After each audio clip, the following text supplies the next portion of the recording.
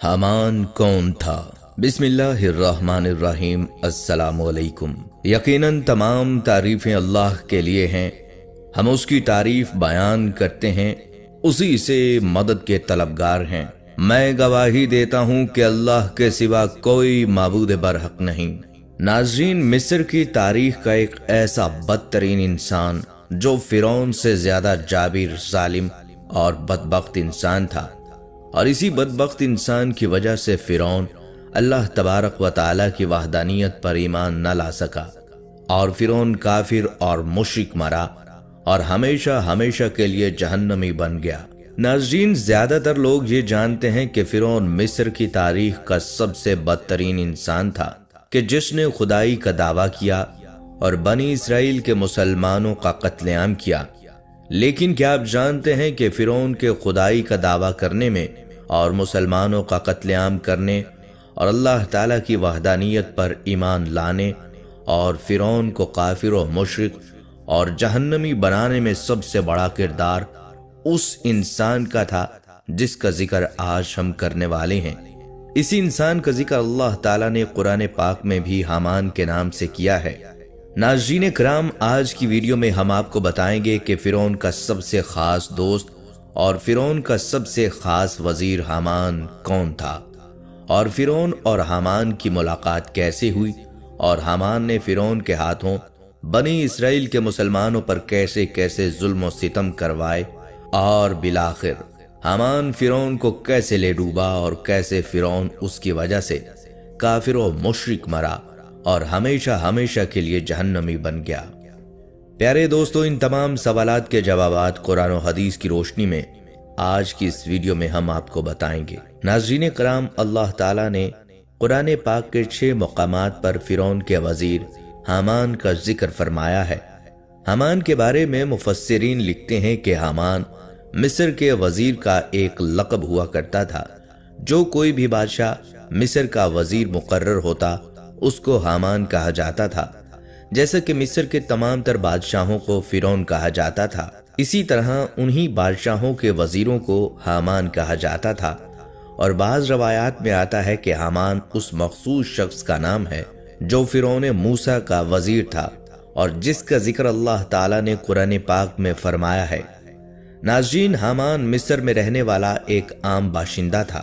फिरौन और हामान की पहली मुलाकात उस वक्त हुई जब फिरौन मजदूरी की तलाश में मिस्र की तरफ निकला, तो एक मुकाम पर फिरौन और हामान की मुलाकात हुई और ये मुलाकात देखते ही देखते दोस्ती में बदल गई और इस तरह ये दोनों बदबख्त एक दूसरे के पक्के दोस्त बन गए। नाज़रीन, फिरौन वो शख्स था जिसने खुदाई का दावा किया और बनी इसराइल पर बेइंतहा जुल्म उठाए। अल्लाह ताला ने उसकी तरफ हजरत मूसा अलैहिस्सलाम को पैगंबर बनाकर भेजा और इस काम में आपका साथ देने के लिए आपके सगे भाई हारून अलैहिस्सलाम को भी मनसबे नबुव्वत से सरफराज फरमाया।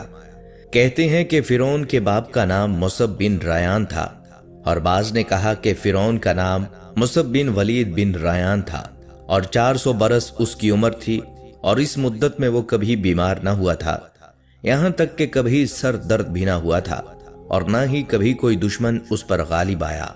फिरौन उसे इसलिए कहते हैं कि वो मिस्र का बादशाह था और मिस्र के तमाम फरमा रवाओं को फिरौन ही कहा जाता था।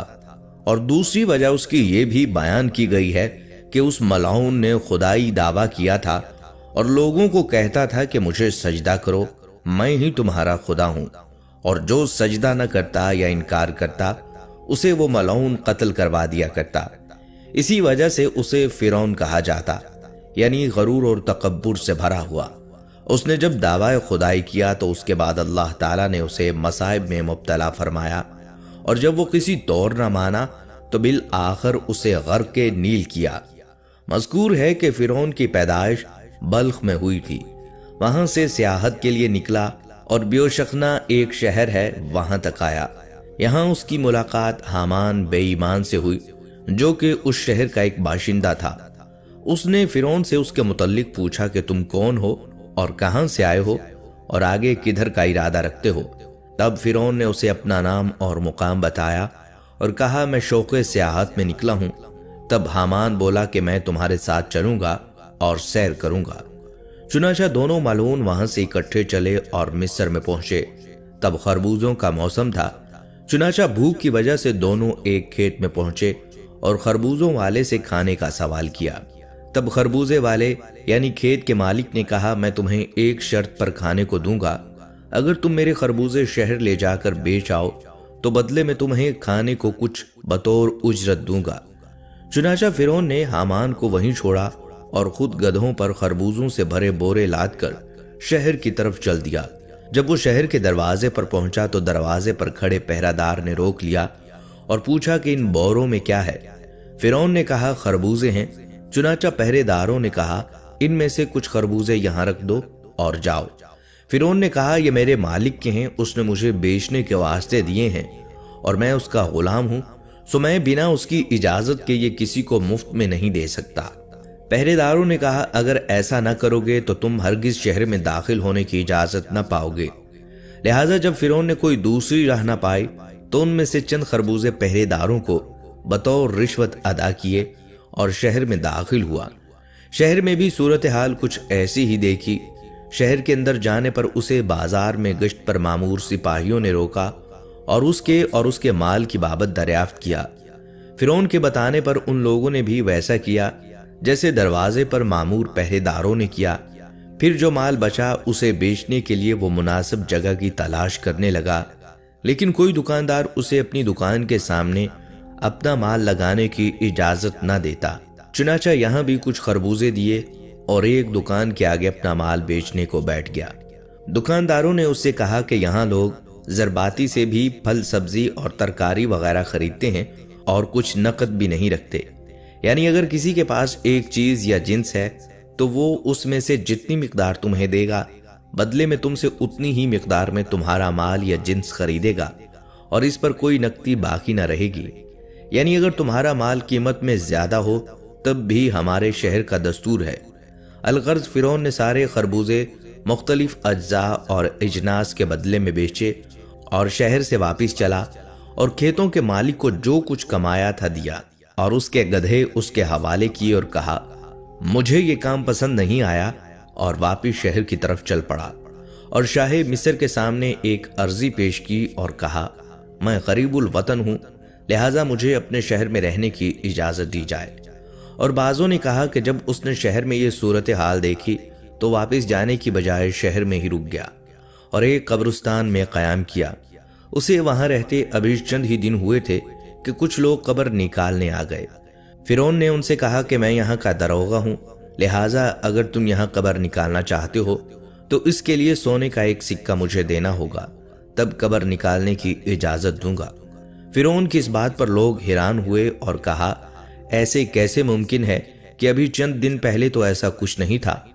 फिरौन ने कहा, अब ऐसा ही होगा, मैं इस कब्रिस्तान का दरोगा हूं, बस अब बिना मेरी इजाजत के तुम यहाँ कब्र नहीं निकाल सकते और न ही मुर्दा दफन कर सकते हो जब तक कि मुझे सोने का एक सिक्का बतौर खराज अदा न करोगे। तब चारों नाचार उन लोगों ने एक सिक्का सोने का फिरौन को अदा किया और बाद उसके कब्र निकाली। बाद इसके ये सब चल निकला। फिरौन इसी कब्रिस्तान में रहता और हर आने वाली मैयत को दफनाने और कब्र निकालने के लिए एक सिक्का सोने का वसूल करता। और बाज ने कहा है कि वो मरने वाले की हैसियत के मुताबिक रकम वसूल किया करता। मज़कूर है कि एक बार शहर में कोई वबा फैली जिससे बहुत ज्यादा लोगों की मौत हुई और इसी तरह फिरौन के पास बहुत सारा माल इकट्ठा हो गया। नाज़रीन, रिवायत है कि एक बार शहर का वजीर मर गया। जब दरबारी उसे दफनाने के वास्ते लेकर गए तो फिरौन ने पूछा, कौन मरा है? तब उन लोगों ने बताया, शहर का वजीर। फिरौन ने जब उनसे रकम का मुतालबा किया तो वो लोग बड़े हैरान हुए और कहा, ये कैसा कानून है? फिरौन ने कहा, मैं इस कब्रिस्तान का दरोगा हूँ और एक अरसे से यहीं पर हूँ और ये खराज मैं सबसे वसूल करता हूँ। चुनाचा शहर के लोगों ने उसकी बात की तायीद की और कहा कि ऐसा ही है, ये तो काफी अरसे से यहीं पर रहता है और हर आने वाली मैयत को दफनाने और कब्र निकालने के लिए खराज वसूल पाता है। अलगर्ज जब दरबारियों ने ये मामला देखा तो फिरौन को पकड़कर शाह मिस्र के पास ले गए और सारी तफसील से आगाह किया। तब शाह मिस्र ने फिरौन से पूछा, ये सब क्या मामला है? तुम्हें इस काम पर किसने रखा? تب فرعون نے اول تا آخر اپنی شہر میں آنے اور شہر کے حالات کے بارے میں تفصیل بیان کی، اور بعد اس کے نہایت ادب سے کہا کہ جب شہر کے یہ حالات دیکھے تو مجھے لگا کہ اس شہر میں کوئی قانون نہیں، جس کے پاس جس قدر طاقت اور اختیار ہے وہ اتنا ہی لوگوں کو لوٹ رہا ہے۔ میں ایک غریب الوطن اور نہایت غریب آدمی تھا، میری قوت بازار میں بیٹھنے کی نہ تھی، اس لیے میں قبرستان بیٹھ گیا اور لوگوں سے خراج وصولنے لگا۔ نہ کسی نے میرے اس کام پر کوئی احتجاج کیا، نہ ہی کوئی شکایت کی، اور جو حالات شہر کے تھے اس میں لوگ شکایت لے کر کہاں جاتے کہ اس میں بھی شکایت درج کرنے والوں کو بھی انہیں اتنا کچھ دینا پڑتا، اس لیے لوگوں نے کم دے لینا مناسب خیال کیا۔ چنانچہ شاہ مصر نے فرعون کی گفتگو سے اسے ایک دانا اور دور اندیش فرد خیال کیا اور اس سے پوچھا کیا تم اس شہر کے حالات کو بہتر بنا سکتے ہو اگر تمہیں اس کا اختیار دیا جائے؟ تو فرعون نے اس بات کی حامی بھر لی اور کہا اگر ایسا ہو جائے کہ مجھے صاحب اختیار بنا دیا جائے تو میں شہر مصر کو ان سارے فتنوں سے صاف کر دوں گا۔ الغرض شاہ مصر نے فرعون کو مرنے والے وزیر کی جگہ پر مامور کیا اور تمام اختیار شہر کے فرعون کو دے دیے۔ چنانچہ فرعون نے مصر کا وزیر مقرر ہوتے ہی حامان کو اپنے شہر میں بلوا لیا اور اسے اپنا ساتھی مقرر کیا۔ بعد اس کے جو خراج شاہی، سپاہی اور دربان وغیرہ دکانداروں اور تاجروں اور عام رعایا سے وصولتے تھے سب بند کیے۔ اس کے بعد اس نے اعلان کیا کہ کسی بھی شخص کو کوئی بھی شکایت ہو تو وہ میرے دربار میں حاضر ہو سکتا ہے، ہر شخص کی فریاد بلا تفریق سنی جائے گی اور اسے انصاف دلایا جائے گا۔ فرعون کے اس فیصلے سے شہر کے دکاندار، تاجر اور عام رعایا سب بہت خوش ہوئے کہ ایک اضافی خراج اور رشوت دینے سے ان کی جان چھوٹ گئی۔ اب انہیں اپنے مال پر فائدہ ہوتا نظر آنے لگا، اس لیے لوگوں کے دلوں میں فرعون کے لیے عزت اور احترام اور محبت پیدا ہو گئی۔ تب فرعون نے حامان سے کہا کہ میں چاہتا ہوں کہ اہل مصر مجھ سے اور بھی زیادہ محبت کریں اور میری عزت لوگوں کی نظر میں اور زیادہ بڑھے اور شہر کے لوگ مجھے نعوذ باللہ درجہ میں خدا کے برابر سمجھیں اور میں دعویٰ خدائی کا کروں اور سب لوگ مجھے پوجیں۔ تب حامان ملعون نے کہا ابھی ایسا ممکن نہیں، اگر تو ایسا چاہتا ہے تو پہلے آہستہ آہستہ خلقت شہر کو اپنے ہاتھ میں لا، تاکہ جب تو خدائی کا دعویٰ کرے تو زیادہ لوگ تیری طرفداری کرنے والے ہوں۔ تب فرعون ملعون نے کہا کہ اس کی کیا تدبیر ہو سکتی ہے، کیونکہ شہر کے سب لوگ ابھی تک یوسف بن یعقوب علیہ السلام کے دین پر مستحکم ہیں، میں کس طرح انہیں اس طرف لا سکتا ہوں؟ چنانچہ انہوں نے اس کے لیے ایک تدبیر سوچی۔ پس فرعون شاہ مصر کے پاس گیا اور کہا میں چاہتا ہوں کہ رعایا پر 1 سال کا ٹیکس جو ان سے ان کے مال پر وصول کیا جاتا ہے معاف کر دیا جائے، اور وہ سارا جتنا 1 سال کا بنے گا وہ میں اپنی طرف سے شاہی خزانے میں جمع کروانے کو تیار ہوں۔ بادشاہ فرعون کی حکمت و دانائی سے اور امور وزارت سے بڑا خوش تھا، لہٰذا اس نے کہا میں نہیں چاہتا کہ تمہارا نقصان ہو اور میرا نفع ہو، چنانچہ 1 سال کا ٹیکس تمہاری طرف سے رعایا پر معاف کرتا ہوں۔ فرعون نے کہا میں نہیں چاہتا کہ شاہی خزانے میں کوئی کمی ہو، لہٰذا اس 1 سال کا ٹیکس رعایا کی طرف سے شاہی خزانے میں خرچ کروا دوں گا۔ پس بادشاہ کم عقل اور نافہم تھا، فرعون کی خاطر 1 سال کا خزانہ رعیتوں سے نہ لیا اور کہا جو تمہارا دل چاہے ویسا کرو۔ تب فرعون نے دیوان اور خزانچیوں کو بلا کر پوچھا کہ مصر کا خزانہ 1 سال میں رعیتوں سے کتنا وصول کیا جاتا ہے؟ انہوں نے بتایا اتنا ہوتا ہے۔ پس فرعون نے اتنا روپیہ حامان کے ہاتھ شاہی خزانے میں اپنی طرف سے جمع کروا دیا۔ بعد اس کے سارے شہر میں منادی کرا دی کہ اس سال کا ٹیکس رعیتوں پر ہماری طرف سے معاف کیا گیا اور ہم نے اپنی طرف سے اتنا خزانہ بادشاہ کی سرکار میں شاہی خزانے میں جمع کروا دیا ہے، اور علاوہ اس کے 2 برس مزید کا خزانہ یعنی ٹیکس معاف کرنے کی اپیل بھی سرکار عالی میں پیش کی، سو وہ بھی قبول ہوئی، یعنی اب 3 برس تک رعیتوں سے کسی بھی قسم کا کوئی ٹیکس وصول نہ کیا جائے گا۔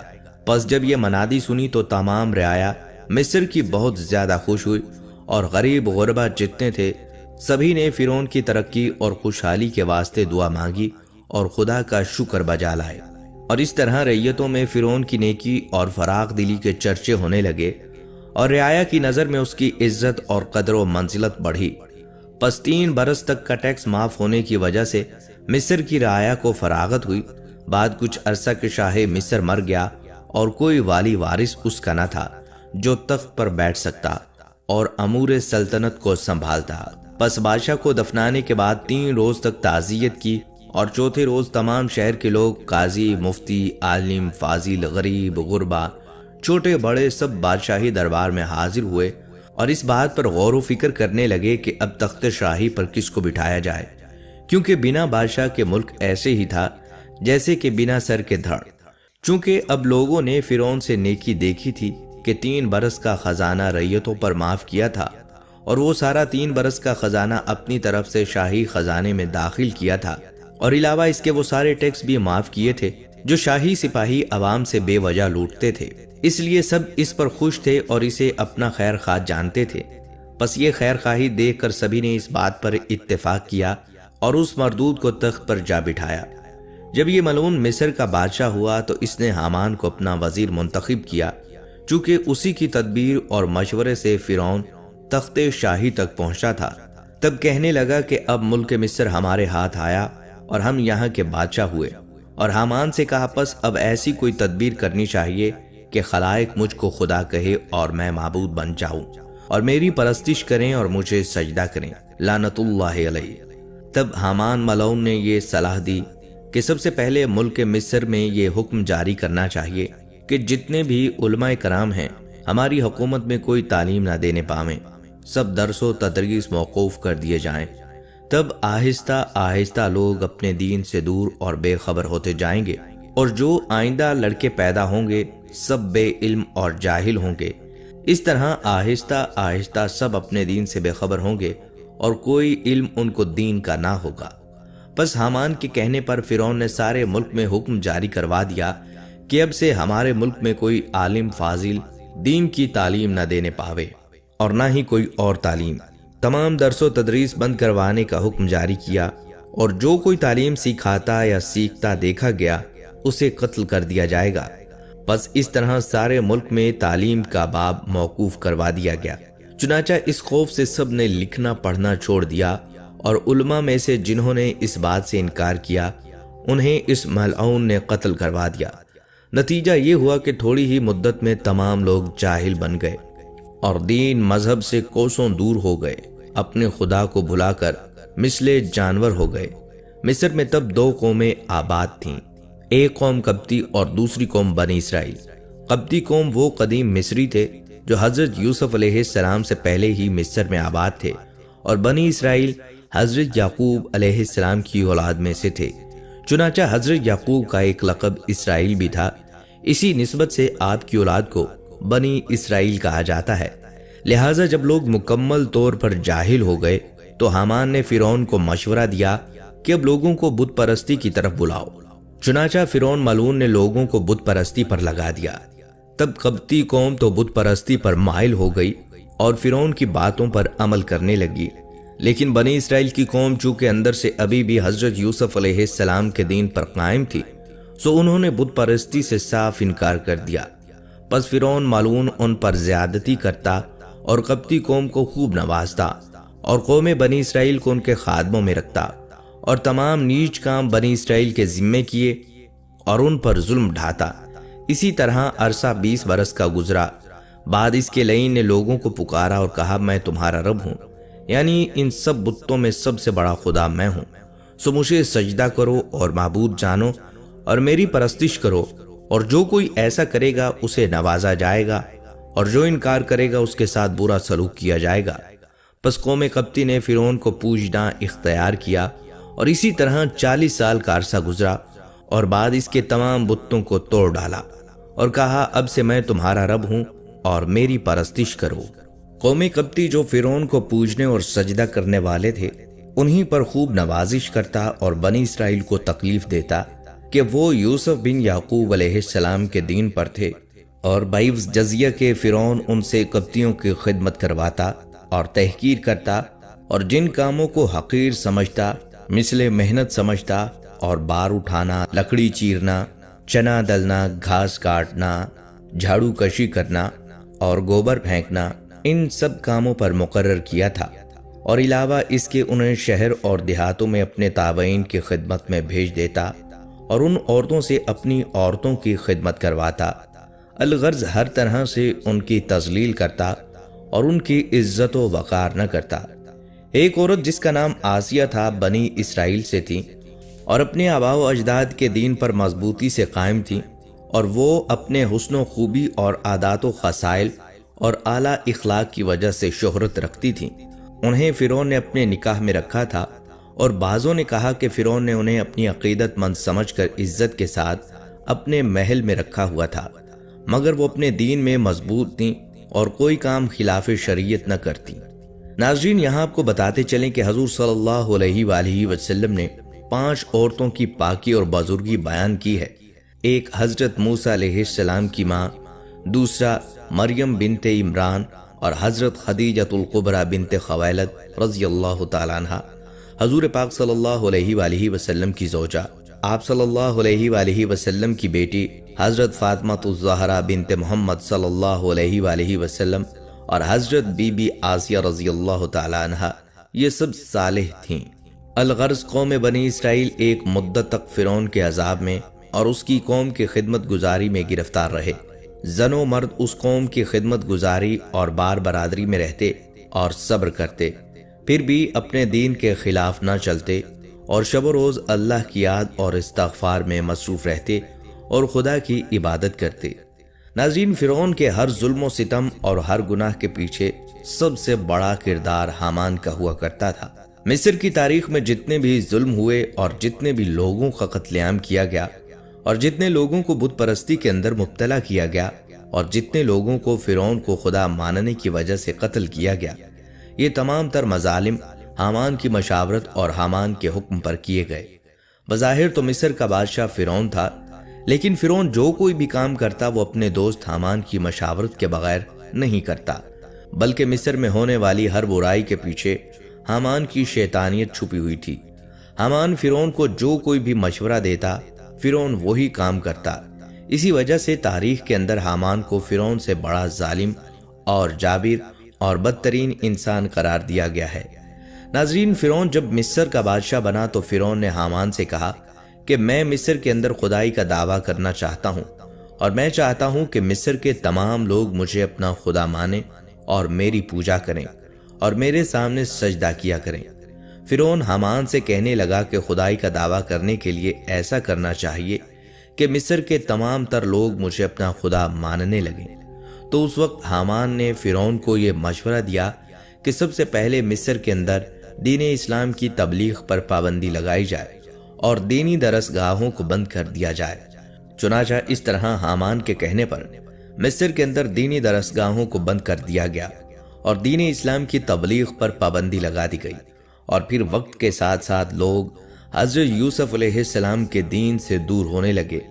اس کے بعد مصر کے لوگ کفر و شرک کے اندر مبتلا کرنے کے لیے حامان نے یہ چال چلی کہ مصر کے ہر گھر میں بتوں کی پوجا شروع کروا دی، اور اس طرح مصر کے ہر گھر میں لوگ کفر و شرک کے اندر مبتلا ہونے لگے اور اللہ تعالیٰ کی وحدانیت کو چھوڑ کر بتوں کی پوجا کرنے لگے۔ اس کے بعد جب فرعون اور حامان نے دیکھا کہ مصر کے تمام تر لوگ اللہ تعالیٰ کی ذات کو بھول چکے ہیں اور اللہ تعالیٰ کی وحدانیت کو چھوڑ کر بت پرستی کے اندر مبتلا ہو چکے ہیں، تو اس وقت حامان نے فرعون کو یہ مشورہ دیا کہ اب مصر کے تمام تر لوگوں کو ایک جگہ پر اکٹھا کیا جائے اور ان کے سامنے خدائی کا دعویٰ کیا جائے اور ان کو سجدہ کرنے کا حکم دیا جائے۔ چنانچہ فرعون نے ایسا ہی کیا۔ مصر کے تمام تر لوگوں کو ایک مقام پر اکٹھا کیا اور فرعون نے ان تمام تر قبیلوں کے سامنے خدائی کا دعویٰ کیا۔ اس وقت مصر کا سب سے بڑا قبیلہ قبطیہ قبیلہ تھا۔ وہ فرعون کو اپنا خدا ماننے لگا اور اس کے سامنے سجدہ کرنے لگا۔ چنانچہ اس طرح فرعون نے مصر کے تمام لوگوں کے سامنے خدائی کا جھوٹا دعویٰ کیا اور اس طرح فرعون مصر کا جھوٹا خدا بنا۔ ناظرین، روایات میں آتا ہے کہ جب فرعون نے خدائی کا جھوٹا دعویٰ کیا تو اس وقت کچھ ایسے لوگ بھی موجود تھے کہ جن کے سینے ابھی ایمان کے نور سے منور تھے اور جو ابھی بھی اللہ تعالیٰ کی وحدانیت پر ایمان رکھتے تھے۔ فرعون کو جب ان لوگوں کا پتہ چلا تو فرعون بہت زیادہ غضبناک ہوا۔ چنانچہ اس وقت فرعون نے ان چند مسلمانوں پر ظلم و ستم کرنا شروع کر دیے اور ان کو اپنا غلام بنا لیا اور مصر کا سب سے مشکل ترین کام اور بھاری بھرکم کام بنی اسرائیل کے ان چند مسلمانوں سے لیا جاتا اور ان پر بدترین تشدد کیا جاتا۔ اس طرح جب فرعون اور حامان کا ظلم و ستم حد سے بڑھنے لگا تو اللہ تعالیٰ نے بنی اسرائیل کی ہدایت کے لیے اپنے پیارے پیغمبر حضرت موسیٰ علیہ السلام کو مبعوث فرمایا۔ حضرت موسیٰ علیہ السلام نے فرعون کو اللہ تعالیٰ کا پیغام پہنچایا اور اللہ تعالیٰ کی وحدانیت کی طرف بلایا اور مسلمانوں پر ظلم و ستم کرنے سے منع فرمایا، لیکن فرعون اپنی سرکشی سے باز نہ آیا اور اسی طرح بنی اسرائیل کے مسلمانوں پر ظلم و ستم کرتا رہا اور اپنے کفر و شرک پر ڈٹا رہا۔ روایات میں آتا ہے کہ ایک مرتبہ حضرت موسیٰ علیہ السلام فرعون کے پاس تشریف لائے اور فرعون سے کہنے لگے، اے فرعون، اگر تو اللہ تعالیٰ کی وحدانیت پر ایمان لے آئے تو اس وجہ سے تیری آخرت تو بہتر ہو جائے گی، لیکن اللہ تبارک و تعالیٰ دنیا کے اندر تجھے 4 طرح کے انعامات عطا فرمائے گا۔ حضرت موسیٰ علیہ السلام کی بات سن کر فرعون حضرت موسیٰ علیہ السلام سے پوچھنے لگا کہ وہ 4 نعمتیں کون سی ہیں جو تیرا رب مجھے عطا فرمائے گا۔ فرعون حضرت موسیٰ علیہ السلام سے کہنے لگا کہ مجھے ان نعمتوں کے بارے میں بتائیں، شاید میں اللہ تبارک و تعالیٰ کی وحدانیت پر ایمان لے آؤں۔ چنانچہ حضرت موسیٰ علیہ السلام نے اللہ تعالیٰ کے حکم سے فرعون کو یہ بتایا، اگر تو اللہ تعالیٰ کی وحدانیت پر ایمان لے آئے تو اللہ تعالیٰ پہلی نعمت تجھے یہ عطا فرمائے گا کہ تو ہمیشہ تندرست رہے گا اور تو کبھی بیمار نہ ہوگا، اور دوسری نعمت اللہ تجھے یہ عطا فرمائے گا، ابھی تو ایک ملک کا بادشاہ ہے، اگر اللہ کی وحدانیت پر ایمان لے آئے گا تو اللہ تجھے 2 اور ممالک کی بادشاہی عطا فرمائے گا۔ اس ملک کی بادشاہت تجھے اللہ کی نافرمانی کے باوجود ملی ہے، تو سوچ اگر اللہ کی فرما برداری کرے تو اللہ تعالیٰ تجھے کیا کیا عطا فرمائے گا، اور اگر تو اللہ تبارک و تعالیٰ کی وحدانیت پر ایمان لے آئے تو اللہ تعالیٰ تجھے دنیاوی نعمتوں کے ساتھ ساتھ جنت کے اندر بھی جگہ عطا فرمائے گا۔ فرعون نے جب حضرت موسیٰ علیہ السلام کی یہ بات سنی تو حضرت موسیٰ علیہ السلام کی باتوں سے بہت متاثر ہوا۔ فرعون نے جب حضرت موسیٰ علیہ السلام کی باتیں سنی تو حضرت موسیٰ علیہ السلام سے کہنے لگا، پہلے میں اپنی بیوی سے مشورہ کروں گا۔ اس کے بعد فرعون گھر گیا اور اپنی بیوی حضرت آسیہ سے جا کر کہنے لگا کہ حضرت موسیٰ علیہ السلام نے فرمایا ہے، اگر میں اللہ تعالیٰ کی وحدانیت پر ایمان لے آؤں تو اللہ تعالیٰ مجھے فلاں فلاں نعمتوں سے نوازے گا۔ یہ بات سن کر حضرت آسیہ رضی اللہ تعالیٰ عنہ بہت خوش ہوئیں اور فرعون سے کہنے لگی کہ اے فرعون، اللہ تبارک و تعالیٰ کی نعمتوں پر تو اپنی جان کو قربان کر دے اور اللہ تبارک و تعالیٰ کی وحدانیت پر ایمان لے آ۔ یہ کہتے ہوئے حضرت آسیہ رضی اللہ تعالیٰ عنہ زار و قطار رونے لگیں اور کہنے لگیں کہ آفتاب تیرا تاج ہوگا۔ حضرت آسیہ فرعون سے کہنے لگیں کہ آپ کو کسی سے مشورہ کرنے کی ضرورت ہی نہیں، بلکہ آپ کو حضرت موسیٰ علیہ السلام کی مجلس میں ہی اللہ تعالیٰ کی وحدانیت پر ایمان لے آنا چاہیے تھا اور دعوت حق کو قبول کر لینا چاہیے تھا۔ چنانچہ حضرت آسیہ کی یہ بات سن کر فرعون حضرت آسیہ سے کہنے لگا کہ ایک بار میں اپنے وزیر حامان سے بھی مشورہ چاہوں گا۔ تو حضرت آسیہ فرعون سے کہنے لگی کہ حامان سے مشورہ کرنے کی کوئی ضرورت نہیں، کیونکہ وہ اس بات کا اہل نہیں، لیکن چونکہ حامان فرعون کا سب سے قریبی دوست تھا اور سب سے خاص وزیر تھا، لہٰذا فرعون مشورہ کرنے کی غرض سے حامان کے پاس گیا اور سارا ماجرا حامان کو بتایا، اور فرعون حامان سے پوچھنے لگا کہ اب مجھے کیا کرنا چاہیے۔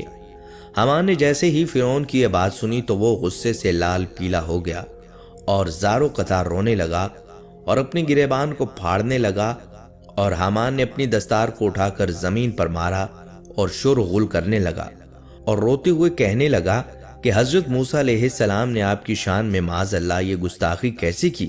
آپ کی شان تو یہ ہے کہ تمام کائنات آپ کی وجہ سے چلتی ہے اور مشرق سے لے کر مغرب تک ہر چیز آپ کی تابع ہے، اور دنیا کے تمام بڑے بڑے بادشاہ آپ کے دربار میں سجدہ ریز ہوتے ہیں۔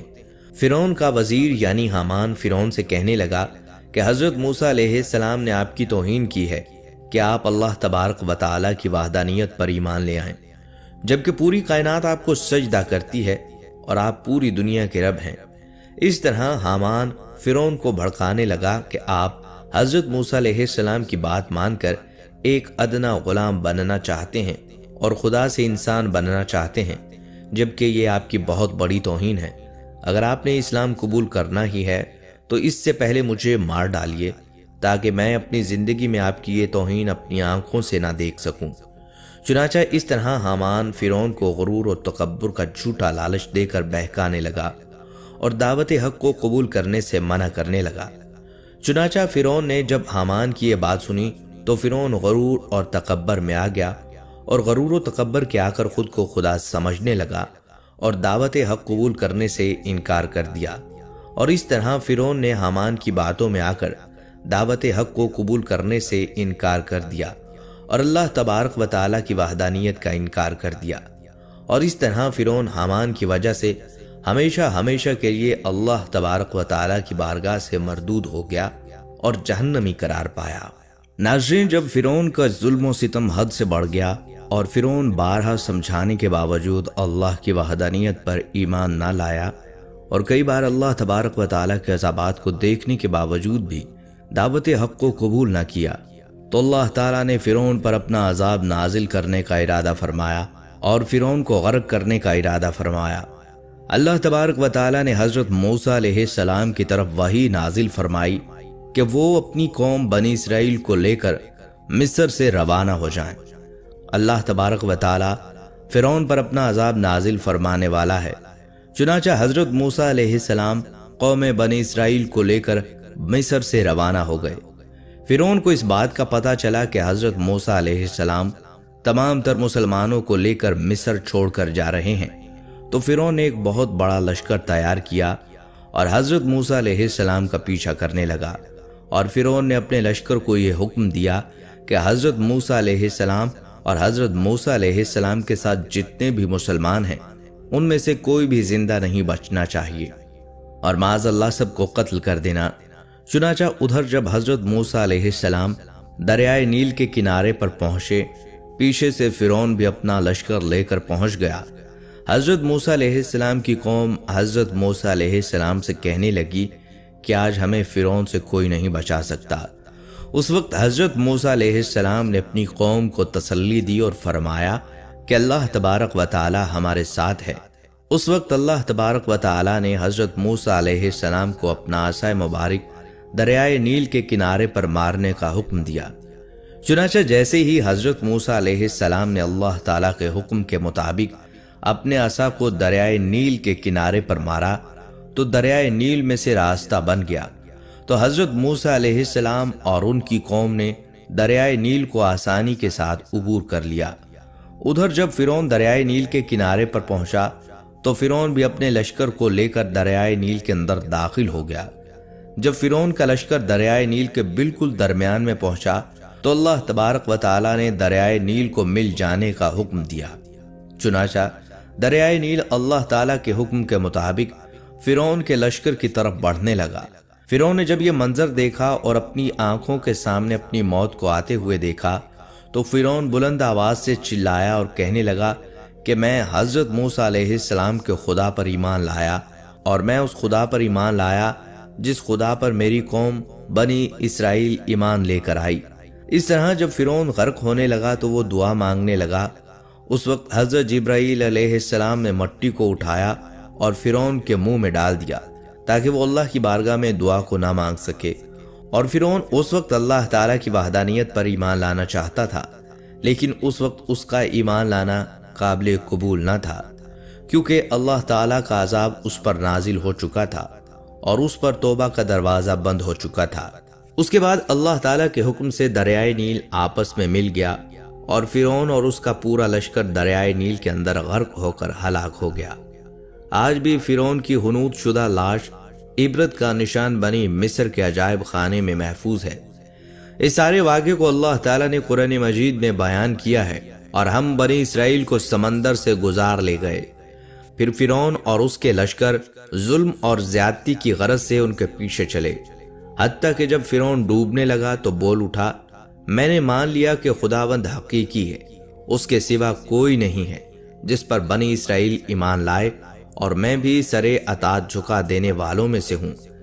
جواب دیا گیا، اب ایمان لاتا ہے، حالانکہ اس سے پہلے تک تو نافرمانی کرتا رہا اور فساد برپا کرنے والوں میں سے تھا۔ اب تو ہم صرف تیری لاش ہی کو بچائیں گے، تاکہ تو بعد کی نسلوں کے لیے نشان عبرت بنے۔ اگرچہ بہت سے انسان ایسے ہیں جو ہماری نشانیوں سے غفلت برتتے ہیں۔ ان آیات میں اللہ تعالیٰ نے ایک پیشین گوئی فرمائی ہے کہ ہم فرعون کی لاش کو محفوظ رکھیں گے تاکہ بعد میں آنے والے لوگوں کے لیے وہ باعث عبرت ہو۔ اپنے آپ کو خدا کہلوانے والے کی لاش کو دیکھ کر آنے والی نسلیں سبق حاصل کریں۔ چنانچہ اللہ کا فرمان سچ ثابت ہوا اور اس کا ممی شدہ جسم 1898 میں دریائے نیل کے قریب تبصیہ کے مقام پر شاہوں کی وادی سے اوریت نے دریافت کیا تھا، جس سے اس کو قاہرہ منتقل کر دیا گیا۔ 8 جولائی 1907 کو اس کے جسم سے غلافوں کو اتارا تو اس کی لاش پر نمک کی ایک تہ جمی تھی، جو کھارے پانی میں اس کی غرقابی کی ایک کھلی علامت تھی۔ ایلیٹ اسمتھ نے اس عمل کا تفصیلی تذکرہ اور اس کے جسم کے جائزے کا حال اپنی کتاب شاہی ممیاں جو 1912 میں درج کیا۔ اس وقت یہ ممیاں محفوظ رکھنے کے لیے تسلی بخش حالت میں تھی، حالانکہ اس کے کئی حصے شکستہ ہو گئے تھے۔ اس وقت سے ممی قاہرہ کے عجائب گھر میں سیاحوں کے لیے سجی ہوئی ہے۔ اس کا سر اور گردن کھلے ہوئے ہیں اور باقی جسم کو ایک کپڑے میں چھپا کر رکھا ہوا ہے۔ محمد احمد دعوت الرسل میں لکھتے ہیں کہ اس کی ناش کی ناک کے سامنے کا حصہ ندارد ہے، جیسے کسی حیوان نے کھا لیا ہو۔ غالباً سمندری مچھلی نے اس پر منہ مارا تھا، پھر اس کی لاش الہی فیصلے کے مطابق کنارے پر پھینک دی گئی تاکہ دنیا کے لیے عبرت ہو۔ ناظرین، قوم فرعون پر نازل کیے گئے یہ عذاب امت مسلمہ کے لیے نہ صرف باعث عبرت ہیں بلکہ غور و فکر کی دعوت بھی دیتے ہیں۔ 58 مسلم ممالک اور 2.5 ارب مسلمان جس ذبح حالی اور تنزلی کا شکار ہیں، وہ اللہ کی ناراضی ہی کی وجہ سے ہیں۔ ہم نمازیں پڑھتے ہیں، حج و عمرہ ادا کرتے ہیں، زکوٰۃ دیتے ہیں اور قرآن پڑھتے ہیں، لیکن سود کو برا نہیں سمجھتے۔ رشوت لینا اور دینا مجبوری گردانا جاتا ہے۔ جھوٹ بولنا، دھوکہ دینا معمولی بات سمجھی جاتی ہے۔ ناپ تول میں کمی، گراوٹ، بے ایمانی، ہیر پھیر کاروبار کا حصہ ہے۔ امر بالمعروف اور نہی عن المنکر ترقی کی راہ میں رکاوٹ سمجھے جاتے ہیں۔ اگر یہ سب اعمال ہی ہماری کامیابی و کامرانی کا پیمانہ ہے تو پھر غلاظت کے اس ڈھیر پر بیٹھ کر ہمیں اللہ کی مزید ناراضی کا انتظار کرنا ہوگا، جو انفرادی عذاب بھی ہو سکتا ہے اور اجتماعی بھی۔ اللہ پاک ہم سب کو ایسے کاموں سے بچائے جو اس کے غضب کو دعوت دینے والے ہیں۔ ناظرین، یہ تھی ہماری آج کی ویڈیو۔ ہم امید کرتے ہیں کہ آپ کو ہماری یہ ویڈیو ضرور پسند آئی ہوگی۔ اگر آپ کو ہماری آج کی یہ ویڈیو پسند آئی ہے تو آپ سے گزارش کرتے ہیں آپ ہمارے چینل کو ضرور سبسکرائب کر لیں اور ساتھ ہی لگے بیل کے بٹن کو بھی پریس کر لیں تاکہ آپ کے پاس ہماری آنے والی مزید معلوماتی ویڈیوز کا نوٹیفیکیشن بر وقت ملتا رہے۔ سبسکرائب کے ساتھ ساتھ ہماری ویڈیو کو لائک بھی کریں اور اپنی قیمتی رائے کا اظہار کمنٹ سیکشن میں ضرور کریں۔ کمنٹس میں آپ اپنے سوالات بھی ہم سے پوچھ سکتے ہیں۔ اللہ تعالیٰ آپ کو اپنی حفظ و امان میں رکھے۔